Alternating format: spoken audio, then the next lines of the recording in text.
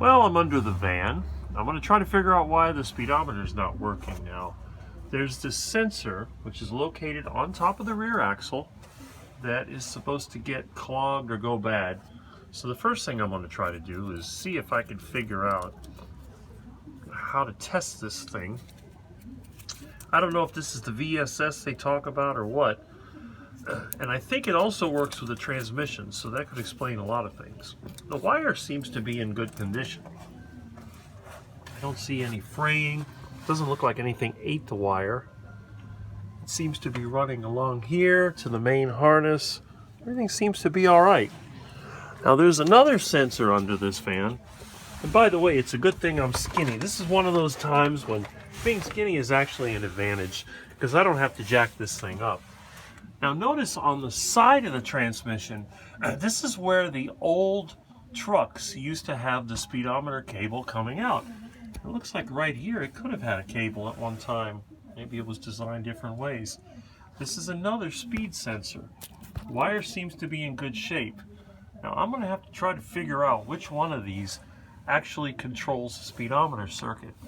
Oh, and by the way, I noticed my dad did put an extra filter under the van, so congratulations to him.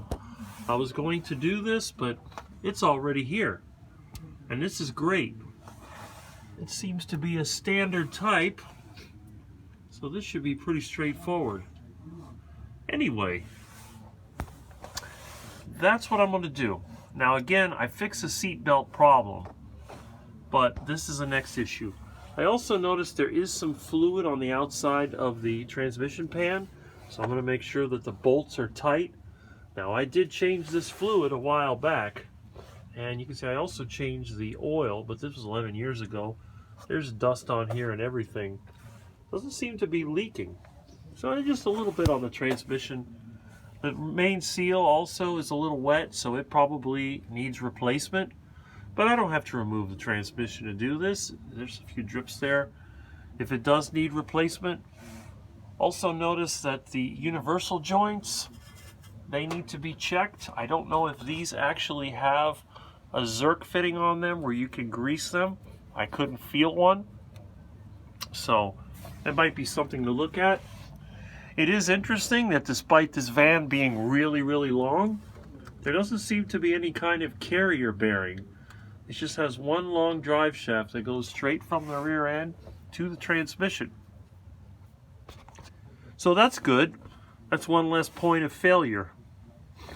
Other than that, I mean, there's surface rust on the frame, but it's not that bad. It actually looks pretty good. So, and there we have the brakes. There's no leaks here.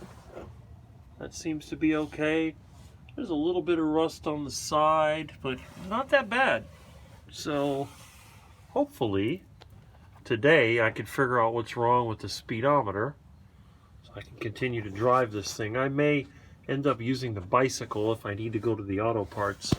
But just wanted to share you what's going on with the van. Again, it ran really, really nicely, as you can see in my last video.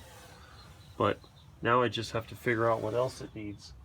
Oh, sounds like we have a little bunch of friends here. Look at this. Here they come. Hello, little quackers with Mama Ducky. Hey, guys. That's the one good thing about living here. There's always entertainment. Look at those cuties. Aw. There they go. Look at that little quack. There we go. Uh-oh. Now you're crossing the road. Well, that's not good. Let me get out there and keep an eye on them. Drivers around here, they'll run you over.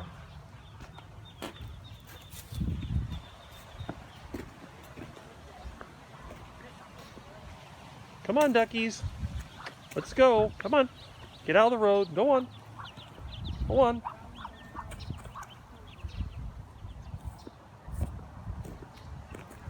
Silly ducks.